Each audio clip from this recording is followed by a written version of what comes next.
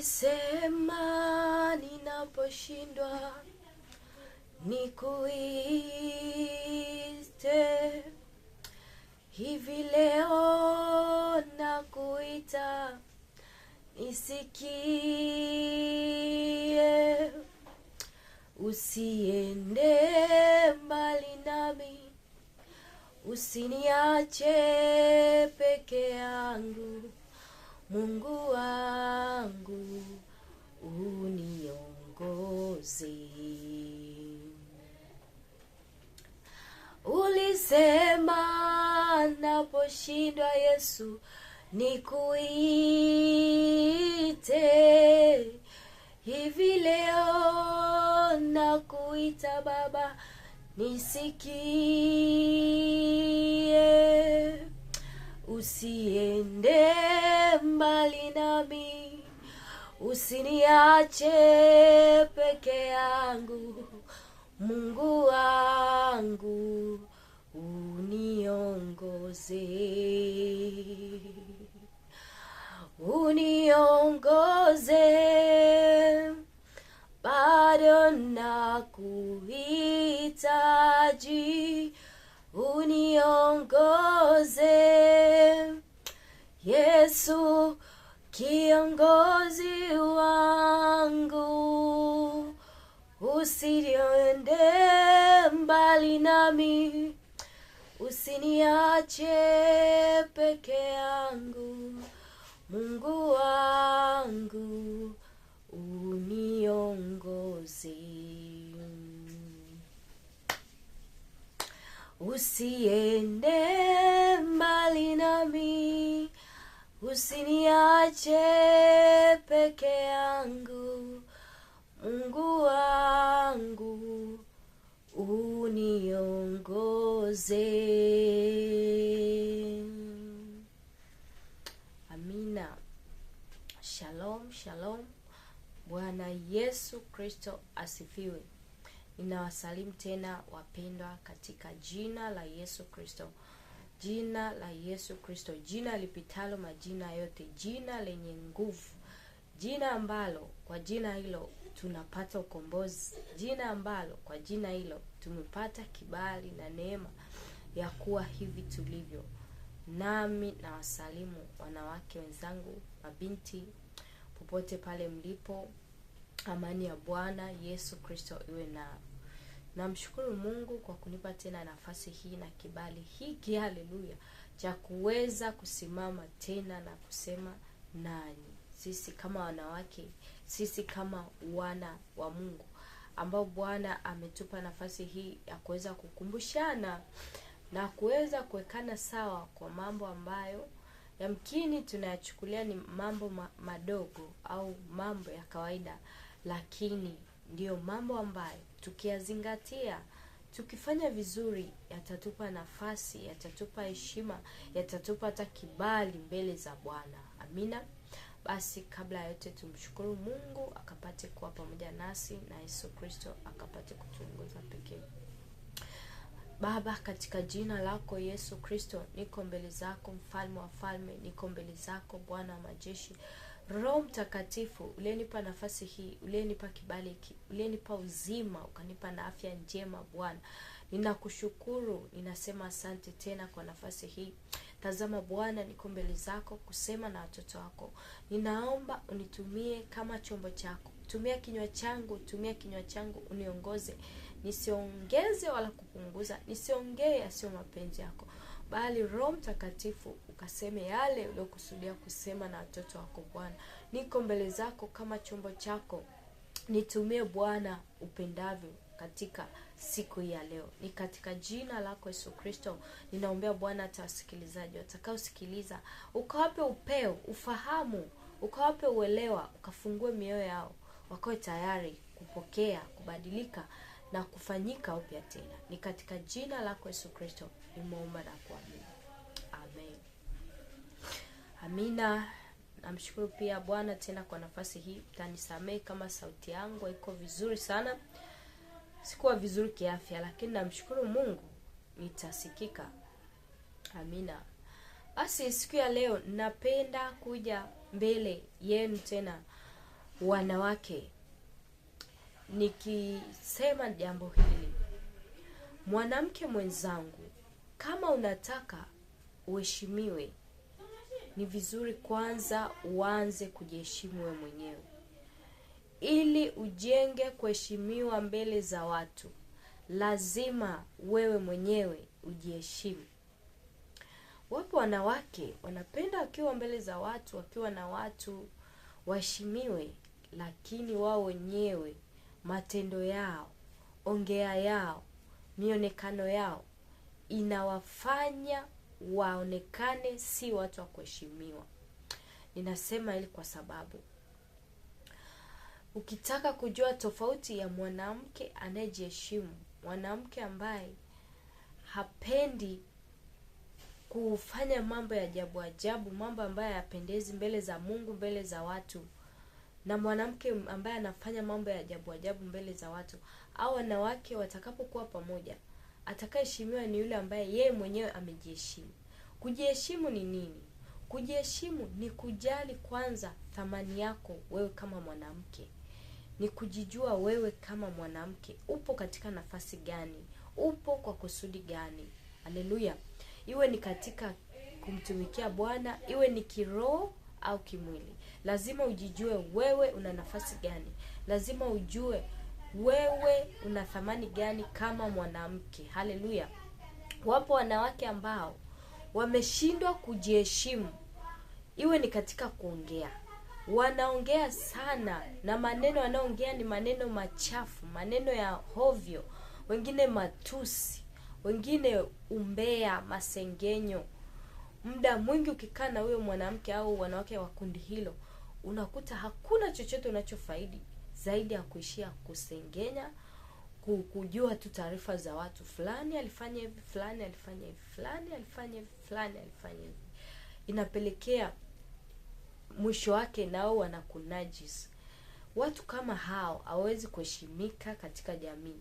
Sio tu hata katika jamii, hata mbele za Mungu hawezi kuheshimika, kwa sababu neno la Mungu linasema, anayenitumikia Baba mbinguni atamheshimisha. Kumtumikia Mungu wewe mwanamke pia ni pamoja na kulinda kinywa chako. Ukilinda kinywa chako kwa uovu, ukaanza kukitumia vema kama neno la Bwana linavyotaka, pale unamtumikia Mungu kwa kumdhihirisha Mungu kupitia kinywa chako. Hivyo naye Mungu atakuheshimisha. Sasa wewe unataka uheshimiwe mbele za watu, lakini una maneno machafu, lakini ni msengenyaji, ni muongo, lakini ni msingiziaji, lakini ni mtu ambaye unapenda kutengeneza chuki, watu wachukiane, watu waoneane kwamba huyu na huyu hawafai. Hivyo sio vizuri. Unapenda uheshimiwe mbele za watu, lakini wewe mwenyewe hujiheshimu. Hujiheshimu kimuonekano.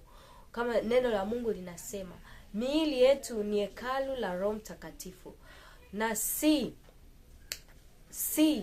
hekalu la mapepo, si hekalu la uzinzi, si hekalu la uchafu. Roho Mtakatifu. Hivyo tunapaswa kumtukuza Mungu kupitia miili yetu. Neno hili linamaanisha kama tunajijua sisi wanawake miili yetu ni hekalu la Roho Mtakatifu, cha kwanza utasimama na neno la Bwana linalosema mwanamke avae mavazi ya kustiri. Usipostiri mwili wako, hapo moja kwa moja unajionyesha kwamba hauna heshima au haujiheshimu wewe mwenyewe. Kwa hiyo usitegemee na watu wengine kukuheshimu. Ninasema hili kwa sababu umetoka barabarani umevaa hovyo. Na ninaongea na wanawake wote, sio waliokoka tu. Naongea na wanawake wote ambao unapenda kuheshimiwa na watu. Unapenda mbele za watu onekane kwamba yes, una kibali, lakini wewe mwenyewe haujajiweka kwenye hiyo hali ya kutaka uheshimiwe. Unatoka barabarani umevaa mavazi ya aibu. Mwili wako, karibia nusu ya mwili wako wote uko nje. Mapaja yako wazi, miguu iko wazi, kifua, matiti yako wazi. Umevaa nguo za kukubana, alafu unatoka mbele ya umati wa watu. Unategemea ni watu gani pale watakao kuwa wengi, watakao kusupport au watakao ongea na wewe? Utakuta ni wale ambao wao wenyewe hawajiheshimu. Haleluya. Utakuta ni vijana au ni wanawake ambao nao wana tabia mbaya. hata maneno utakayoyasikia sio maneno mazuri. Utasikia maneno ya uovu, matusi, maneno ya kukuchafua, kukunajisi. Sasa kwa hali hiyo, au wengine hata wanaweza wakakuita majina mabaya, muhuni au kahaba, au mwingine unakuta vijana wauni wanaweza kukuita majina ya kihuni, ya matusi, kwa sababu wameona unaendana na unafanana na tabia wanazozihitaji wewe. Hivyo hautoheshimika. Hivyo usitegemee nimepita mbele za watu fulani, yani wanasijua wananionaje, yani wananitukana, sijui wananifanya hivi. Hapana. Jiangalie kwanza, hivi kweli mimi nimejiheshimu, nimejiweka hali ya kuheshimiwa? Haleluya. Unatakiwa ujichunguze kwa mavazi. Ukishaona mavazi yako sio ya kujiheshimu, usitegemee kuheshimiwa na watu. Ukishaona kinywa chako haukiheshimu wewe, usitegemee watu wa kuheshimu. Ukishaona matendo yako, una matendo ya sirini au ya mbele za watu ya uovu, matendo ya ugomvi, kupigana, kutukanana, wewe ni mtu wa hovyo, usitegemee kuheshimiwa. Ujue kabisa yale unayotenda ndio utakayolipa na utakayolipwa. Mfano, unasema, wengine unakuta labda wanasema, Mungu, mimi napenda nikiolewa, Mungu naomba unipe mume aliyetulia, mume aliyeokoka, mume ambaye atakujali wewe. Lakini ukijiangalia ufanani, Mungu mwenyewe ni wa haki jamani. Anaangalia hivi huyu mtu anastahili kupewa hiki anachoomba. Unaomba mume mtulivu, unaomba mume aliyeokoka, lakini wewe mwenyewe haujatulia. Haleluya. Unategemea nini? Mungu hawezi kukupa. Maana Mungu anajua nikikupa huyo mume aliyetulia, utakuwa mwiba kwake, utakuwa maumivu kwake. Unaomba mume aliyetulia, wewe mwenyewe ni kahaba, wewe mwenyewe ni mzinzi, wewe mwenyewe usiku kucha unatembea kujiuza kwa wanaume kwenye madanguro. Unamwomba Mungu akupe mume ambaye ametulia. Wewe mwenyewe ni wa kwanza kuharibu ndoa za watu, ni wa kwanza kutembea na waume za watu.